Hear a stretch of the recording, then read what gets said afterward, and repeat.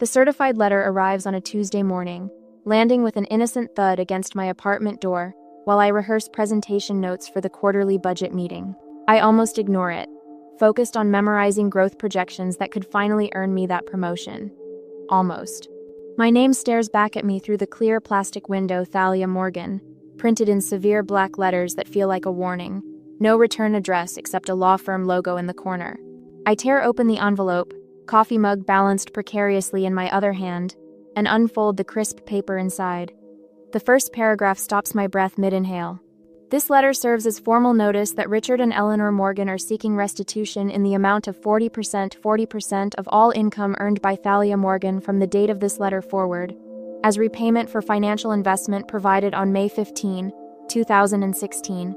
My coffee mug slips through suddenly numb fingers, shattering against the kitchen tile of my Seattle apartment. Hot liquid splashes across my bare feet, but I barely register the burn. What the hell? I whisper to my empty kitchen. I scan the rest of the letter, my heartbeat thundering in my ears. Financial investment, verbal contract, legally binding agreement, family obligation. Each phrase hits like a physical blow. The $20,000 check my parents gave me for college, the one presented as a gift. The one I'd thanked them for repeatedly despite working multiple jobs to cover the remaining expenses, was apparently a contract. A contract I never signed. A contract now demanding nearly half my income for the rest of my working life. I sink to the floor, mindless of the coffee and ceramic shards, letter trembling in my hands. Memories flood back unbidden. The celebration dinner at Pietro's, my father's favorite Italian restaurant in Reno. The white tablecloth spotted with red wine. My mother's pearl necklace catching the light as she leaned forward, smiling with unusual warmth. My acceptance to Washington State, clutched in my sweating hands, the first in our family to attend a 4-year university. "We have something for you, sweetheart," Dad had said, his voice thick with rare emotion as he slid an envelope across the table. Inside, a check for $20,000, more money than I'd ever seen. "No strings attached," Mom had added, squeezing my hand. "We're so proud of you." Dad had raised his glass in a toast. "This is our investment in your future, honey." Investment. The word rings differently now, 7 years later, as I sit among broken ceramic and cooling coffee. My hands stop shaking as sudden clarity washes over me. I reach for my phone and dial their number, surprising myself with how steady my voice sounds when my mother answers. "I just received a letter from your lawyer," I say without preamble, "about the money for college." A pause then. "We've been patient, Thalia. You've been making good money for years now." "It was a gift," I say, my knuckles white around the phone. "You specifically said no strings attached. We raised you," Mom replies, her voice hardening. "Everything you have is because of us." I take a deep breath, willing my voice to remain calm. I worked my way through college. I paid off my loans myself. That check covered less than a third of my expenses. "You're being selfish," Mom says. "Your father and I are getting older, and Jude needs help with his art career." Ah, there it is, my younger brother. The real reason. "Jude's struggling," she continues. "He needs a proper studio, better supplies. His work is finally getting noticed." I close my eyes, leaning against the kitchen cabinet. Jude, who dropped out of community college after 1 semester. Jude, whose art career consisted mostly of half-finished projects and elaborate excuses. "This isn't about Jude," I say, though we both know it is. "Family takes care of family," Mom replies. "What's yours is ours. That's how it works." The words hit with startling clarity. That's how it's always worked in our family. My achievements were never truly mine, they belonged to all of us. My college admission, my dean's list semesters, my first big promotion. Always our accomplishments, our success. Now my salary. I look down at the broken pieces of my favorite mug, the growing stain on the floor, the legal letter demanding 40% of everything I'll ever earn. "I need to go," I say, hanging up before she can respond. Standing, I carefully step around the mess and reach for a towel. As I kneel to clean up the spill, something fundamental shifts inside me. The family that should have been my foundation is trying to become my greatest burden, and I refuse to let them. 3 days after receiving the certified letter, I needed documentation, proving the $20,000 had been a gift. The search through old email accounts wasn't meant to be therapeutic, just practical. What I find instead turns my stomach to concrete. Thalia's college fund, return on investment. Reads the subject line of an email from my father to my mother, dated 2 weeks before they presented me with the check at Pietro's. The message loads with excruciating slowness, as if my laptop itself hesitates to reveal the truth. Eleanor, we need to be clear about our expectations. This isn't charity, it's an investment. When she starts making real money after graduation, we'll remind her about family obligation. Standard contract terms would demand 50%, but 40% seems fair considering she's our daughter. My mother's reply appears below. She'll never agree if we present it that way now. Better to call it a gift until she's established in her career. The return will be worth the wait. I sit heavily on my couch, my breath suddenly shallow. The room blurs at the edges as understanding crashes through me like a physical blow. This was never spontaneous generosity. It was calculated, planned a trap set 7 years ago, patiently waiting for me to earn enough to spring it. My phone rings. Their number. I let it go to voicemail. 2 days later, I stand in my parents' dining room in Reno, the same polished cherry table where we celebrated my college acceptance now covered with documents. Mom and Dad remain standing while I sit, the power dynamic not lost on me. Jude lounges in a corner chair, supposedly sketching, but I catch his occasional smirk when he thinks I'm not looking. This is a standard family contract, Dad explains, sliding a paper toward me. His voice carries the same authoritative tone he used when explaining why I couldn't attend sleepovers as a child. Your signature acknowledges what we've always understood. I scan the document, dated today but claiming to formalize an agreement from 7 years ago. I never agreed to this. It was implied. Mom interjects, pearl necklace catching the light as she leans forward. The same necklace she wore to Pietro's, so. When family helps family, repayment is assumed. That's how we raised you. You specifically said no strings attached. I counter, my voice steadier than I feel. Dad's face hardens. Families don't need written contracts, Thalia. Your word should be enough. My word? I never gave my word to pay you 40% of everything I earn for the rest of my life. You accepted the money, Mom says, as if this explains everything. Jude finally looks up. Some of us need the support more than others. His casual tone belies the calculated glance he exchanges with our parents. The threats begin on the drive back to my hotel. Mom calls, her voice artificially sweet through the car speakers. Your father and I have been patient, but if you force us to pursue this legally, it will affect your credit score, your reputation. Are you threatening me? I ask, gripping the steering wheel until my knuckles whiten. We're informing you of consequences. Dad cuts in, obviously on speakerphone. We'd hate to contact your employer about family resources being withheld. My stomach drops. You wouldn't. Family takes care of family, Mom repeats her mantra. We're prepared to do whatever necessary. After we disconnect, doubts gnaw at me. Had I misunderstood? Was there some conversation where I'd agreed to their terms?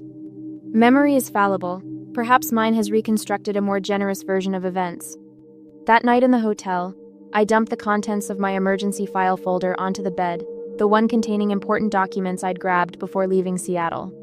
Passport, birth certificate, immunization records, and there, tucked between old report cards, my college acceptance card. The cream-colored cardstock feels substantial between my fingers. I flip it over to find my mother's familiar handwriting. Congratulations, sweetheart. No payback needed. Just make us proud. Love, Mom and Dad. The card trembles in my hand, vindication washing over me in a wave of relief followed immediately by renewed anger. They had deliberately lied in writing. As I drive back to Seattle the next morning, the mountains of eastern Washington rising before me, I wonder if I should simply pay them back the $20,000 to end this nightmare, or fight a lawsuit that might damage relationships beyond repair. What would you do when the people who should protect you become the ones you need protection from? 2 days later, my phone buzzes during a budget meeting, lighting up with a number I don't recognize. I silence it, refocusing on the projection screen, where Q3 figures determine who gets promoted. The fourth unknown call today. My stomach tightens as I force a confident smile toward Vance, the department head who's evaluating candidates. Everything all right, Thalia? He asks when we break. Of course, I say, gathering my notes, just focused on those North Region numbers. Vance shifts his weight. Your parents called me yesterday. The room tilts slightly. My parents? They mentioned you're having financial difficulties. His eyes flick to my designer, watch a splurge after my last bonus. They seemed concerned about your stability. Cold spreads from my chest outward. My parents called you directly? And HR. Vance's mouth tightens. They forwarded some family contract. HR flagged it for me since I'm considering you for the senior analyst position. The promotion I've worked 18-hour days for. The reason I skipped 3 holidays to complete special projects. I see. My voice sounds distant, professional, while inside, something shatters. Back at my desk, Rachel from accounting leans over the partition. Some guy named Jude called for you twice. Said it was about a family emergency? My brother, suddenly concerned about family. Perfect. If he calls again, please take a message. I check my email, 17 new messages since the meeting. The first, from HR, includes an attachment labeled Morgan Family Financial Agreement with a note requesting clarification. That night, my apartment feels less like sanctuary and more like a foxhole. I jump when my phone rings, let calls go to voicemail, then lie awake replaying every interaction with my parents. What else could they do? Who else might they contact? Each time my eyelids grow heavy, another possibility jolts me upright. The next morning, my bathroom mirror reflects shadows beneath my eyes that concealer can't quite hide. I stare at my reflection, watching my hands tremble as I apply mascara. The woman looking back seems familiar but diminished somehow. On my lunch break, I buy a leather-bound notebook and create labeled sections: phone calls, emails, witness statements. Under phone calls, I record Vance's conversation verbatim, writing until my hand cramps. I forward every email from my parents to a special folder, screenshot text messages, save voicemails. Evidence grows page by page of a systematic attempt to destabilize my life. That Friday, 3 weeks after the letter arrived, I missed the promotion announcement. Instead, I sit in an urgent meeting with HR, explaining that no, I never signed any financial agreement with my family, and yes, I can provide documentation that the college money was presented as a gift. Your financial situation affects company confidence, the HR representative explains, not unkindly. The senior analyst position requires someone without complications. I nod. Professional smile fixed in place while something vital caves inward. Walking home that evening, rain soaks through my thin jacket. I don't bother hurrying. The dampness matches something inside me, a creeping chill that settled in my bones since the letter arrived. I've stopped answering unknown numbers. My personal email remains unchecked for days. The space between my shoulder blades perpetually tenses, waiting for the next blow. At my apartment door, a wicker basket waits. Inside, still warm sourdough and homemade strawberry jam nestle beside a handwritten note. Some families are born, others are chosen. You're welcome at my table anytime. Margaret. My elderly neighbor from 4B. The woman who waters my plants when I travel. Who remembers my birthday with butter cookies. Who never asks for anything. For the first time in weeks, my lips curve upward. I clutch the basket all the way inside. The simple kindness almost unbearable against recent cruelty. That evening, I set up my laptop for the dreaded weekly video call with my parents. They appear on screen looking immaculate: Dad's pressed shirt, Mom's perfect makeup. The familiar living room backdrop suggests nothing has changed, though everything has. HR called us back. Dad begins without greeting. They're taking this seriously. They should, I reply, surprising myself with my steady voice. You're interfering with my employment. Mom's eyes narrow. We wouldn't need to if you'd simply fulfill your obligations. What obligations? A gift you've retroactively decided was a loan with impossible terms? You've always been selfish, Dad says, leaning toward the camera. Your brother needs that money more than you do. The familiar accusation, selfish, lands differently now. I've heard it whenever I prioritized my needs, choosing college across the country, declining holiday visits to focus on career advancement, refusing to fund Jude's 5th attempt at entrepreneurship. This isn't about Jude, I say, watching their expressions sharpen. This is about control. The silence stretches, confirmation humming beneath it. We've supported you your entire life, Mom finally says, voice brittle. Something clicks into place, a realization both devastating and liberating. Their support was never unconditional. It was currency, carefully tracked for future collection. I need to go, I say, ending the call before they respond. The next morning, Margaret knocks at my door. My grandson Robert is visiting this weekend. He's a consumer protection attorney. Thought you might like to join us for Sunday dinner. 2 days later, on Monday, Rachel stops by my desk. That Jude guy called again, saying you're having a breakdown and the company should consider your position. I told him you're the most stable person in the department and hung up. She shrugs. Family can be the worst sometimes. With each small kindness, my spine straightens. I add Margaret's note and Rachel's account to my documentation notebook. That evening, I dig through storage boxes until I find the graduation card, where Mom wrote, "No payback needed, just make us proud," alongside gift receipts and birthday cards referencing our gift to you when mentioning the college money. In my desk drawer, I discover something else: copies of checks I sent my parents after graduation. To help with the mortgage, I'd written on 3 of them. For Dad's medical bills on 2 others. Thousands given freely, with no expectation of return. I arrange everything chronologically in a folder labeled Evidence and fall into the first peaceful sleep I've had in weeks, until my doorbell rings at 7 a.m. Another certified letter, this one a summons to small claims court. I hold the paper in steady hands, something resolute settling into place. Some battles find you, whether you're looking for a fight or not, and some families should come with warning labels. On Thursday afternoon, the conference room at Robert's law office smells of coffee and determination. Papers spread across the polished oak table like battle plans, each document a piece of armor in my growing defense. We've been at this for hours, my neck stiff from bending over receipts and emails that span 7 years. Let's arrange everything chronologically, Robert says, pushing his wire-rimmed glasses up his nose. Start with the original gift card where your mother wrote, "No payback needed." I slide the faded congratulations card across the table. The looping handwriting stares back at me, Mom's perfect penmanship expressing a sentiment she now denies ever feeling. Robert places it at the beginning of our timeline, securing it with a paperclip. And here are the graduation texts, I say, handing him printed screenshots. Notice how they reference your achievement, and so proud of what you've accomplished. Not a single mention of debt or repayment expectations. Robert nods, his shoulders relaxing slightly as he adds them to our growing arsenal. These establish a clear pattern: the gift, followed by years of silence about repayment. No reasonable person would suddenly expect 40% of your lifetime earnings for a $20,000 check. My phone buzzes against the table. I glance down, stomach tightening when I see Jude's name in my notifications. Against my better judgment, I tap the screen. You might want to see this, I say, sliding my phone toward Robert. His eyebrows rise as he reads my brother's public post. My sister, the thief in a pantsuit, stole from her own family. Education bought with our sacrifice. Success built on our investment. Time to pay your debts, sis. This actually helps us, Robert says, his voice gaining confidence.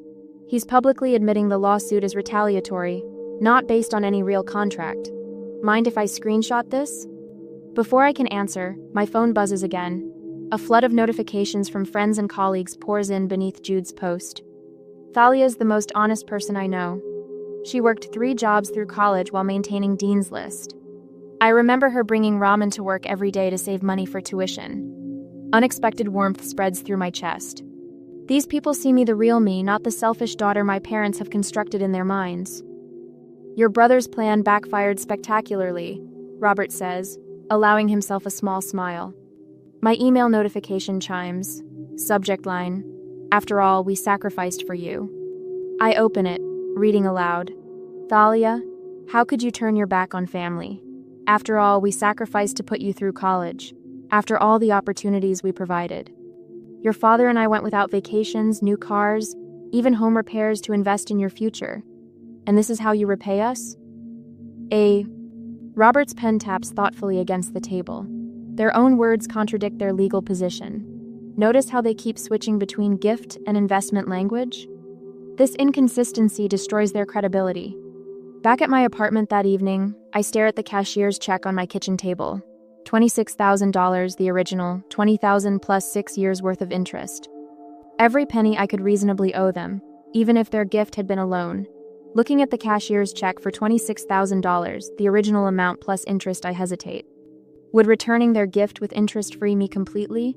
Or would fighting through to the end bring the accountability they needed to face?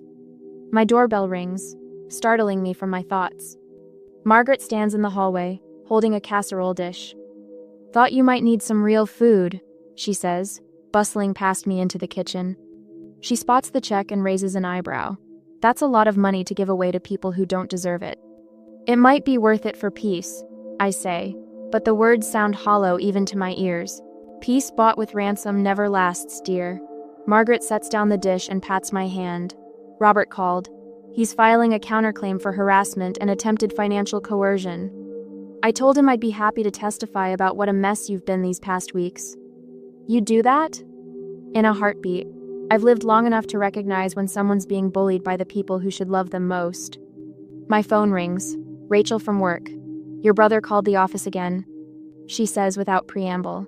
"I told HR everything, the harassment, the calls, how your parents contacted your boss. They're documenting it all for the court case." I sink into a kitchen chair, suddenly lightheaded. "Thank you," I whisper. "Nobody messes with my team," Rachel says firmly. "You've had our backs enough times. Let us have yours." After we hang up, I sit quietly, letting the realization settle over me. For perhaps the first time in my life, I feel truly validated. Not for what I can provide, not for how I reflect on someone else, but for who I am. My phone rings again.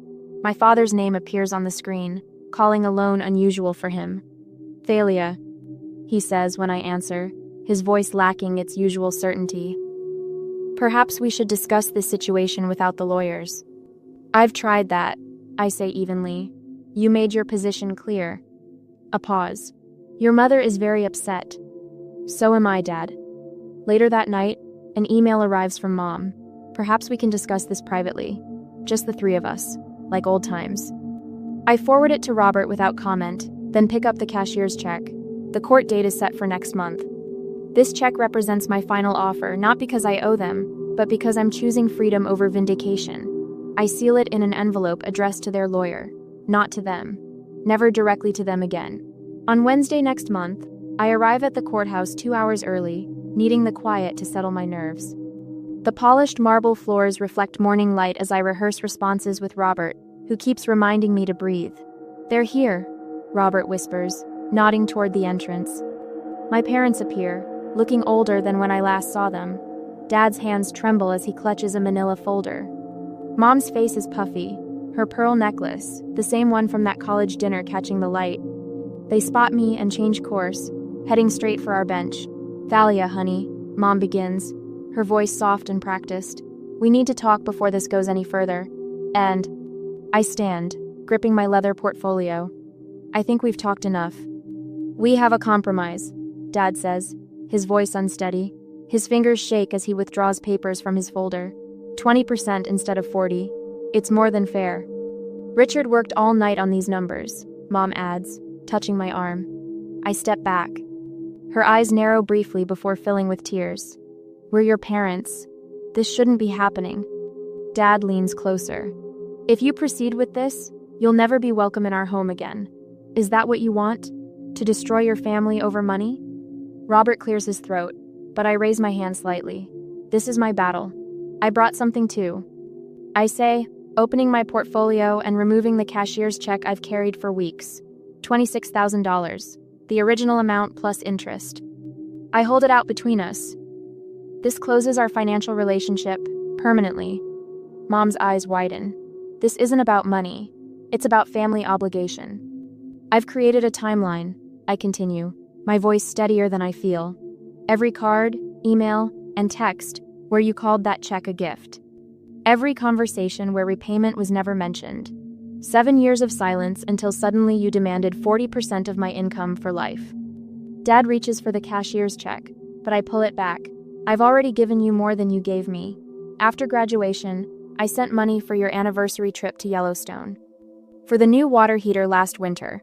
For Jude's art supplies." Each example lands like a quiet blow. I helped without being asked because that's what family does. Not this. They exchange glances, a silent calculation passing between them. "The judge will see things differently," Dad mutters. 30 minutes later, we sit in the wood-paneled courtroom. Judge Harriman, A woman in her 60s with silver-framed glasses reviews our documents with methodical attention. The room smells of furniture polish and anxiety. "Let me understand," she says, looking up. "You provided funds for your daughter's education, which you characterized at the time as a gift, correct?" My mother straightens. "We called it an investment in her future." "I have the card here," I interject, sliding it forward. "Congratulations. No payback needed. Just make us proud." The judge examines it, then looks at my parents. "And 7 years later, you're claiming this constituted a verbal contract for ongoing payments?"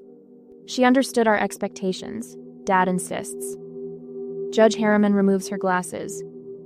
"Do you know what gift means legally, Mrs. Morgan?" Mom blinks rapidly. "It was symbolic. We didn't mean an actual gift." The judge raises her eyebrows. "Symbolic gifts don't generally come with retroactive payment plans." She reviews my timeline, pausing at certain points to ask clarifying questions. When she reaches the section documenting their calls to my workplace, her expression hardens. "I'm dismissing this case," she announces finally. "Furthermore, I'm granting Miss Morgan's counterclaim for legal fees in the amount of $3,000, payable within 30 days. Mom gasps. Dad's face flushes crimson. "But our daughter," Mom begins, "has provided substantial evidence that no contract existed," Judge Harriman interrupts, "and demonstrated considerable financial support to you after her graduation, which contradicts your claim of financial hardship. This matter is closed." Outside the courtroom, Jude waits by the water fountain, his expression darkening when he sees me. He wears the leather jacket I bought him last Christmas. "Congratulations," he mutters as I approach. "You'll regret this. Blood doesn't turn its back." I stop beside him, suddenly tired of fighting. Blood doesn't manipulate. I leave them standing there, walking toward the sunlight streaming through the courthouse doors. Robert follows, offering quiet congratulations. That evening, Margaret brings dinner and sits with me on my balcony. We watch the Seattle skyline glitter as night falls. "Have you heard anything?" she asks carefully. "Only rumors. Their friends are asking questions about the case." I sip my tea. Dad's golf partner called me, wanting the real story. "Will you ever speak to them again?" Her question hangs in the evening air. I don't answer immediately. The truth is, I don't know. Years of silence about repayment, then sudden demands for nearly half my income. How do you rebuild after that? Taking the copy of the cashier's check from my pocket, I tear it into tiny pieces. The fragments flutter over the balcony railing, carried away by the breeze. "Maybe someday," I finally answer, but only on my terms. 6 months later, the morning sunlight streams through floor-to-ceiling windows, painting golden rectangles across my hardwood floors. From the 12th floor apartment, Seattle's skyline stretches before me, a vast improvement from the third-floor view of the parking lot at my old place. I trace my finger along the window, outlining the Space Needle against the backdrop of Puget Sound. On my bookshelf, travel photos have replaced the obligatory family portraits. Me hiking in Olympic National Park. A weekend trip to Vancouver with Rachel. Margaret and I at Pike Place Market, laughing as fishmongers toss their catch. No forced smiles, no posed perfection, just genuine joy captured in candid moments. My desk holds a leather portfolio containing financial documents, a 5-year plan with retirement projections, investment strategies, and a savings account growing steadily each month. The top page bears my financial advisor's note. Excellent progress toward complete independence. I close the folder with a satisfied smile. This life belongs entirely to me. My laptop chimes with an email notification. I click it open, then freeze, staring at the screen. "Dear Miss Morgan, we are pleased to inform you of your acceptance to our executive MBA program." 7 years ago, another acceptance letter arrived, the one that started everything. I remember my trembling hands as I showed it to my parents, how their approval seemed more important than the achievement itself. Today, I forward the email to Rachel, Robert, and Margaret with the subject line, "Celebration dinner tonight?" Within minutes, all three respond with enthusiastic yeses. At Canlis Restaurant, overlooking Lake Union, we clink glasses over white tablecloths. The setting sun casts rose-gold light across our faces. "To Thalia," Margaret says, her silver hair catching the light much like my mother's pearls once did. "The bravest woman I know." Robert raises his glass. "To boundaries that protect and freedom that heals." Rachel leans forward. And to investing in yourself, no strings attached. I taste the champagne, letting the bubbles dissolve on my tongue. Thank you for being here, for being the family I chose. Later that evening, I sit cross-legged on my couch, laptop balanced on my knees. I type the final paragraph of a blog post titled, "I paid my way out of my parents' debt trap," then hover over the publish button. The post is anonymous, names changed, locations altered, but the story remains powerfully true. My inbox already contains an invitation from a podcast host who specializes in financial manipulation and family trauma. She found me through Robert, who thought my story might help others recognize similar patterns. Your experience could be a lifeline for someone else drowning in family obligation, her email reads. My phone buzzes with a notification. A Venmo request from Jude. Hey sis, need to borrow $100 for art supplies. We'll pay back as soon as possible. His first contact in 8 months. I open the app, my thumb hovering between the pay and decline buttons. Instead, I tap his profile and select block user. A quiet smile forms as I return to my laptop and close Venmo completely. As I delete the app, I wonder if true freedom comes from cutting ties completely or from establishing boundaries strong enough that no one can cross them without permission. What would you do? Rebuild with strict terms or close the door entirely? I don't know the perfect answer, but as I click publish on my story, I know this much. My life is finally, completely my own.